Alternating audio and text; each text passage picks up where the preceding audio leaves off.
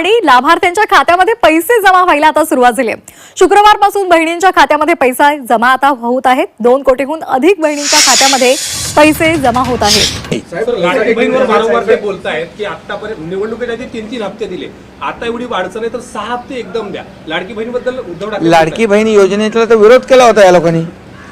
लाडक्या बहिणी योजनेसाठी कोर्टात गेले होते विरोधामध्ये। त्यांना काय बोलायचा अधिकार आहे? आणि म्हणून लाडक्या बहिणीच्या योजनेत खोडा घालणाऱ्या सगळ्यांनाच लाडक्या बहिणीने चांगला जोडा निवडणुकीत विधानसभेचा दाखवला आहे। अजून काय दाखवायचं बाकी आहे का? त्यामुळे तुम्हाला सांगतो, लाडकी बहीण योजना बंद होणार नाही। आम्ही महायुतीने ते सुरू केले। मी मुख्यमंत्री असताना आम्ही तिघांनी निर्णय घेतला आहे आणि ती योजना कधी बंद होणार नाही। आणि विरोधकांनी किती यावर अफवा पसरवण्याचं, बदनाम करण्याचं कारस्थान केलं तरी सुद्धा आमच्या लाडक्या बहिणी त्याच्यावर विश्वास ठेवणार नाहीत।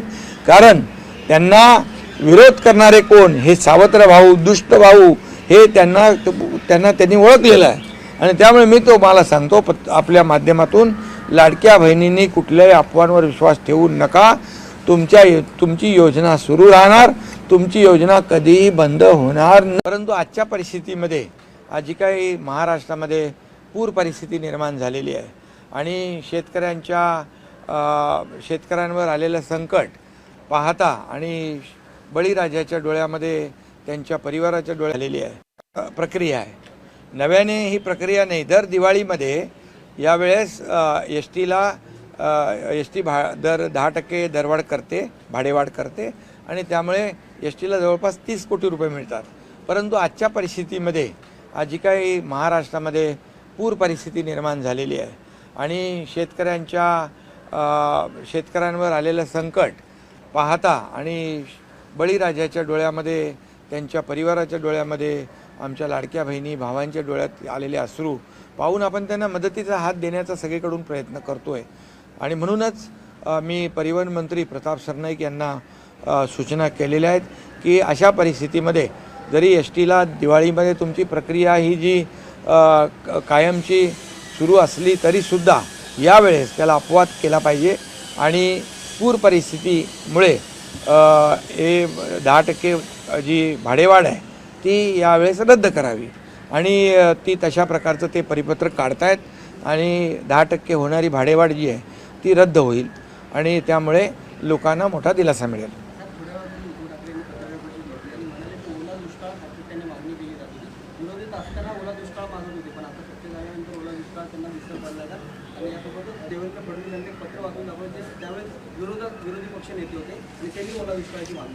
बघा, माझं एवढंच सांगणं आहे की स्वतः मुख्यमंत्री असताना काय काय केलं, किती दिलं, काय दिलं, शेतकऱ्यांचे किती अश्रू पुसले, शेतकऱ्यांच्या बांधावर किती वेळा गेले, हे सगळं महाराष्ट्रातल्या शेतकऱ्यांना माहीत आहे।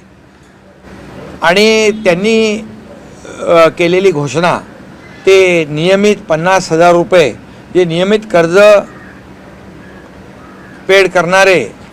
करणारे शेतकरी त्यांना 50,000 रुपये इन्सेंटिव्ह देण्याचा निर्णय घेतला। दिले कुठे? त्यातले काही शेतकरी जे होते जवळपास 20 लाख शेतकरी कर्जमाफीतले, त्यांची कर्जमाफी आम्ही केली। 50,000 रुपये जे नियमित कर्जफेड करणारे शेतकरी त्यांना देखील महायुती सरकार मी मुख्यमंत्री झाल्यानंतर पैसे दिले।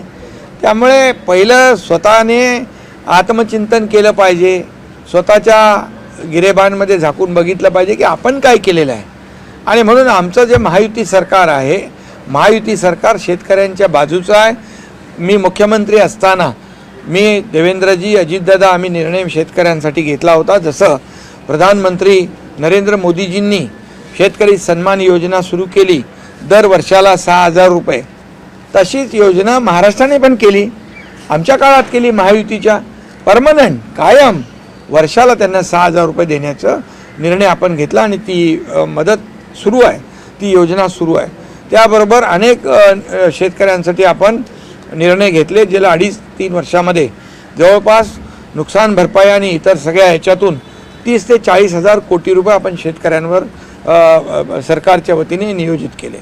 आता देखील मुख्यमंत्री देवेंद्रजी आणि आम्ही शेतकऱ्यांच्या पाठीशी आहोत। कॅबिनेटमध्ये देखील आम्ही चर्चा केली, त्याचबरोबर मुख्यमंत्री स्वतः बांधावर गेले, मी स्वतः बांधावर गेलो, अजितदादा स्वतः बांधावर गेले, आमचे सगळे मंत्रिमंडळातले मंत्री गेले आणि सगळ्यांनी डोळ्यांनी आपल्या स्वतः ही परिस्थिती पाहिलेली आहे. त्यामुळे शेतकऱ्यावरचं आलेलं संकट फार मोठं आहे, ते छोटं संकट नाही आहे, ही आपत्ती मोठी आहे.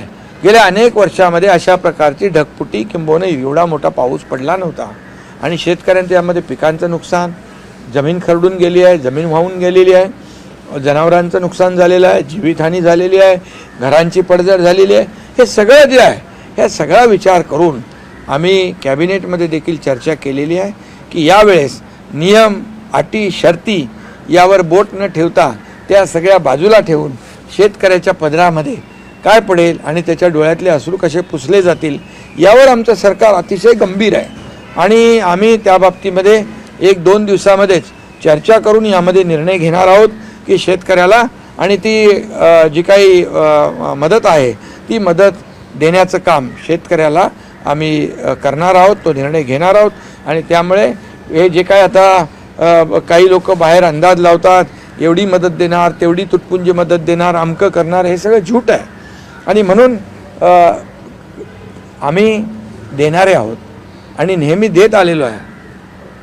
आणि म्हणूनच मी आपल्याला सांगतो की शेतकऱ्यांना देखील मोठा दिलासा महायुती सरकार, आमच्या सरकारच्या माध्यमातून दिला जाईल. तिथं हात आकडता आम्ही घेणार नाही. मी हे यापूर्वी देखील म्हटलेलं आहे. आणि सगळ्यांनी मदत केली पाहिजे. आज त्यांना 10,000 रुपयाचं चेक आम्ही देणं सुरू केलेलं आहे, धान्य देण्याचं काम सुरू केलेलं आहे. शेतकऱ्याला तात्काळ जे आहे दिलासा देण्याचं प्रक्रिया जी आहे आम्ही सुरू केलेली आहे. ते म्हणतात की प्रति हेक्टरी 50,000 रुपये देण्यात यावी, ही प्रामुख्याने मागणी आहे ती उद्धव ठाकरेंकडून होताना पाहायला मिळते. बघा, मागणी किती करावी, कोण करावी, किती आणि कुणी करावी हा त्याचा भाग आहे.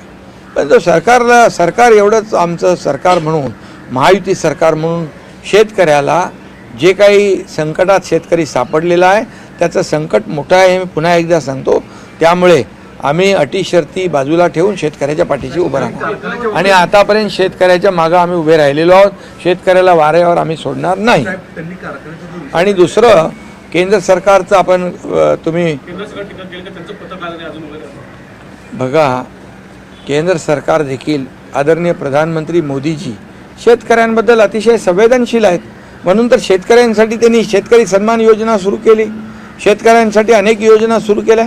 त्यामुळे केंद्र आणि राज्य सरकार तर पूर्ण ताकदीने उभं राहील. केंद्र सरकार देखील या शेतकऱ्यांच्या मागं उभं राहील, हा विश्वास आम्हाला आहे. साहेब, पण कारखान्याच्या बाबतीत त्यांनी जो मुद्दा उपस्थित केला आहे तो खरं काय आहे सरकार म्हणून? आज सकाळी विखे पाटील देखील त्या संदर्भात बोलले की कारखानदारांकडून वसूल केली जाणार आहे. कुठेतरी आणि त्यांनी म्हणतात की नरेटिव्ह सेट केलं जाते. उद्धव ठाकरे असं म्हणतात की शेतकऱ्यांकडूनच पैसे कसले घेणार आणि त्यांना देणार. संदर्भातले जो पैसे आहेत ते कारखान्याच्या मार्फत 15 रुपये जाणार आहेत. पण उद्धव ठाकरे असं म्हणतात की तुम्हाला एकच सांगतो, शेतकरी अडचणीत आहे. आम्ही स्पष्ट मुख्यमंत्र्यांनी देखील सांगितलं कॅबिनेटमध्ये, या परिस्थितीमध्ये शेतकऱ्यांकडे कुठलीही बँक वसुलीसाठी तगादा लावणार नाही, कुठले वसुलीचे पत्र पाठवणार नाही.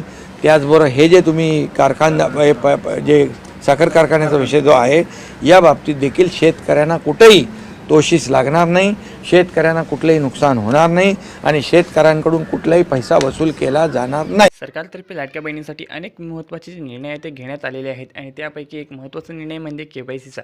KYC करणे बहिणींसाठी जे कंपल्सरी आहे ते करण्यात आलेलं आहे, म्हणजे बंधनकारक हे प्रत्येकासाठी असणार आहे.